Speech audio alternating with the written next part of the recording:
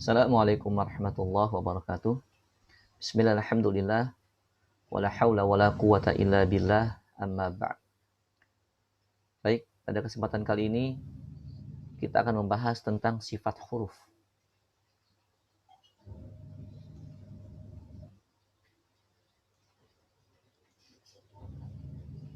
Tentang sifat huruf, ya.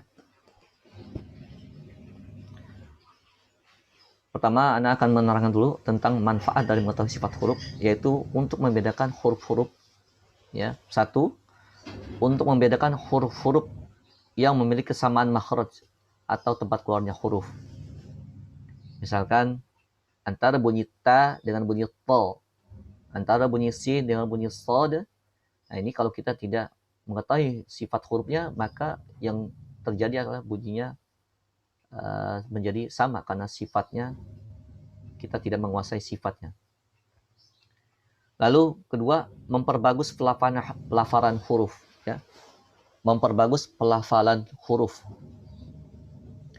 Yang ketiga, mengetahui huruf yang kuat dan yang lemah, sehingga mengetahui huruf yang diidghamkan dan yang tidak boleh. Sekarang kita masuk ke huruf sifat. Ada sifat huruf yang berlawanan, ada sifat huruf yang tidak memiliki lawan.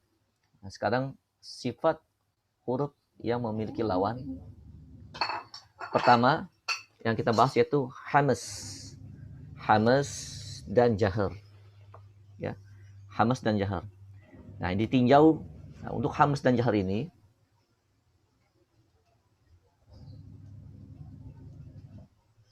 untuk hamas dan jahar ini kita meninjaunya dari segi aliran nafas. Ya, kalau hamas dan jahar ditinjau dari segi aliran nafas yang keluar. Ya. Hamas itu berarti keluar nafas. Maksudnya di sini al-hamas lembut di pendengaran dikarenakan pita suara terbuka dan tidak bergetar. Nah, dan nafas berhembus atau mengalir saat huruf diucapkan karena sandaran huruf pada makhrajnya lemah. Ya, jadi sandaran pada makhrajnya lemah menjadi huruf, ya, nafas yang berhembus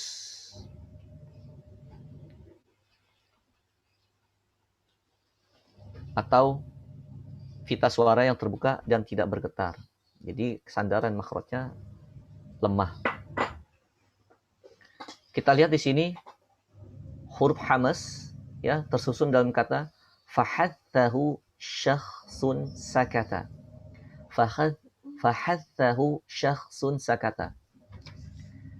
Nah, inilah huruf-huruf yang mempunyai sifat hamas: fa, ha, ta, ha, sha, kha, sad, sin, kaf, dan ta. Nah, selain dari huruf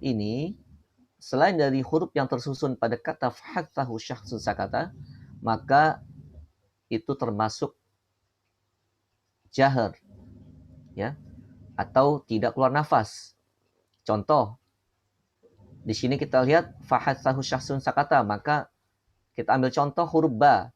Huruf ba di sini ada gak di fahathahu syakhsun sakata? Huruf ba tidak ada, maka ba masuk ke jahar. Atau kita ambil huruf hamzah. Di sini hamzah di dalam fahathahu syakhsun sakata ada tidak? Nah, tidak ada, maka hamzah masuk ke dalam sifat jahar, tidak keluar nafas. Atau huruf dal, ya, huruf dal ada tidak kita cek di fahathahu syakhsun sakata. Nah, huruf dal tidak ada, maka masuk ke jahar. Jadi gitu cara pengelompokan sifat huruf.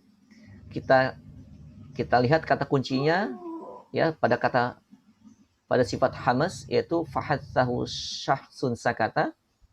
Nah, kalau tidak ada di dalam, ya, susunan kata ini fahathahu syakhsun sakata, maka itu termasuk sifat jahar. Ya.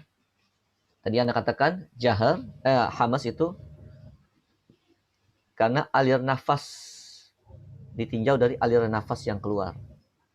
Jahar. Hamas. Hamas ya karena aliran nafas yang keluar atau keluar nafas. Sedangkan jahar di sini nyata dan jelas di pendengaran. Dikarenakan pita suara huluk saling bertemu dan bergetar. Ya. Dan sandaran pada jahar ini sandaran makhraj pada jahar yaitu kuat. Sedangkan tadi kebalikannya. Hamas ya sandaran huruf pada makhrajnya lemah. Berikutnya ke syiddah. Syiddah suara tertekan. Ya. Syiddah suara tertekan.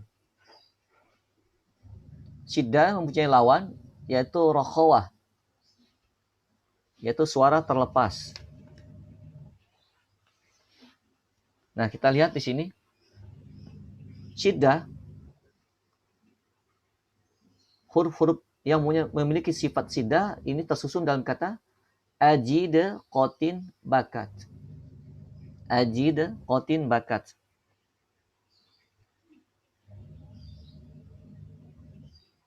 Nah, tadi Anda bilang kalau hamas dan jahar dilihat dari aliran nafas. Sedangkan syiddah dan rokhwa ya ditinjau dari aliran suaranya. Ya, ini syiddah dan rokhwa dilihat dari aliran suaranya. Ya, sedangkan syiddah di sini artinya suara tertekan. Ya, suara tertekan. Ajid qatin bakat. Sekarang kita ucapkan huruf hamzah. A. Ya, kita tekan ya. A, ya, da, ko, to, ba, ka, ta.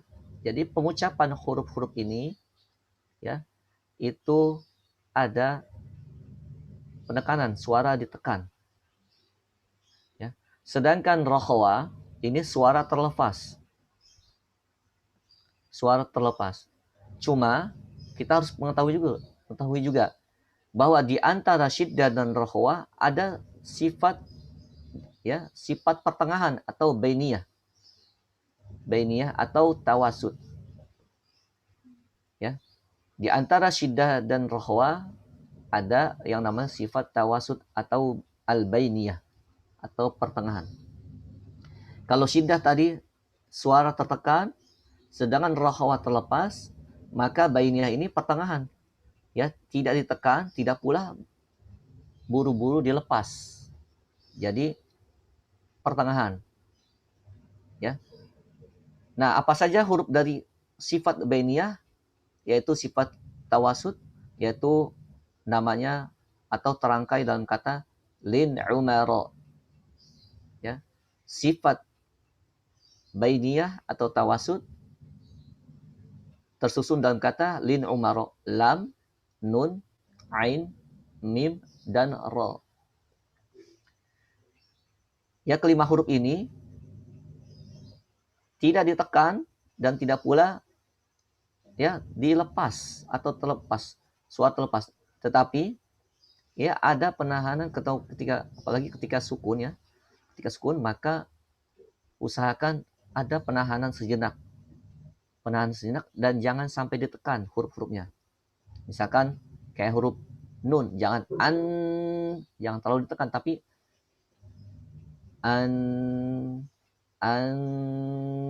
nah ya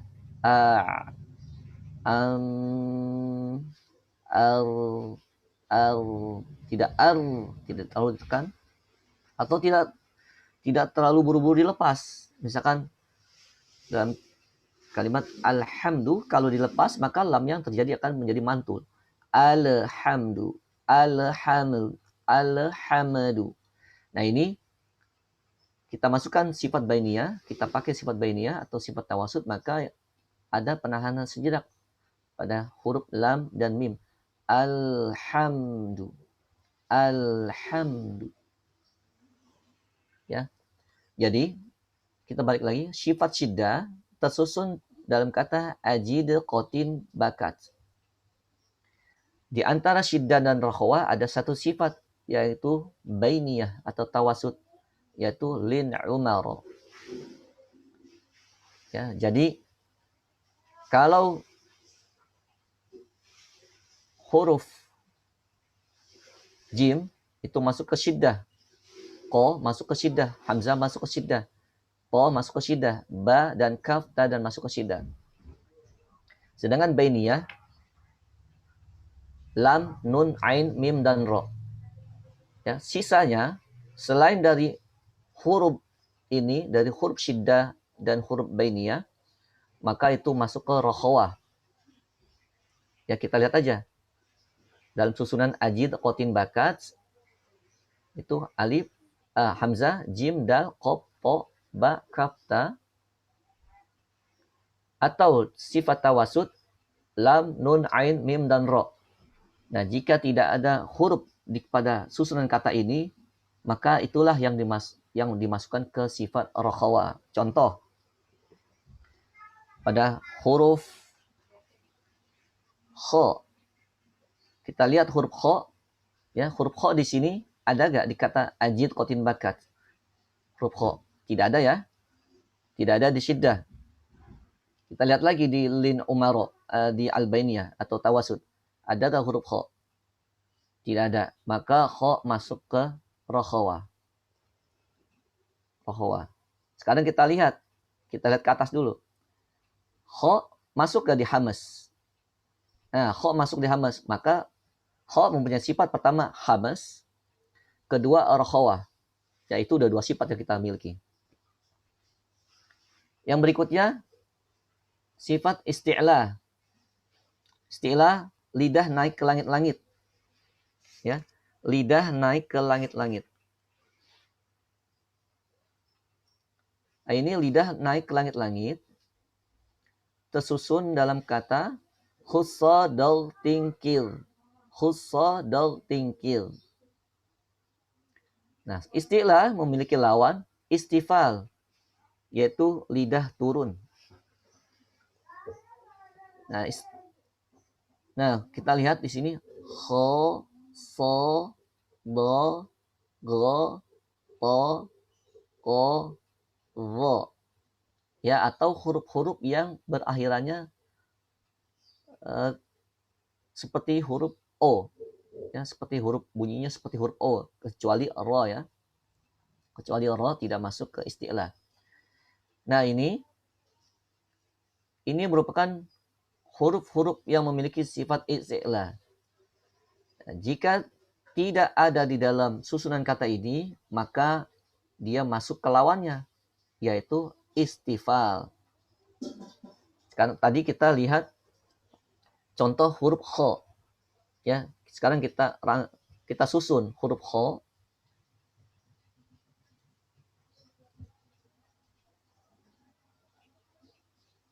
Kita huruf kha.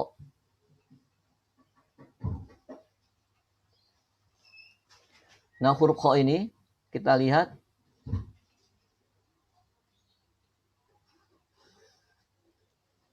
tadi pertama masuk di hamas, ya. Nah, kita lihat masuk di hamas. Nah, ini kha berarti masuk di sifat hamas. Pertama, kha mempunyai sifat hamas. Kedua, kha kita lihat di syiddah. Huruf kha ada tidak? Nah, kha tidak ada, ya, di syiddah. Kita lihat lagi di tawasud atau albainiyah. Tidak ada huruf kha, maka huruf kha masuk di sifat rakhawah. Nah, ini masuk di sifat rakhawah. Karena huruf kha tidak ada di syiddah, tidak ada di tawasud, ya. Pertama, kha punya sifat hamas, kedua rakhawah. Sekarang yang ketiga, kita lihat sifat dari huruf kha.